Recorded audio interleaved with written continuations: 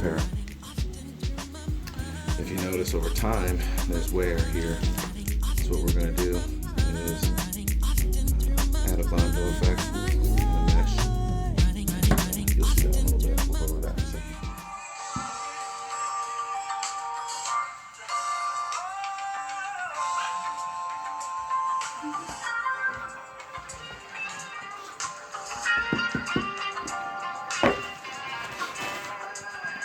And then we'll add some mesh to go over it to make it a smooth surface.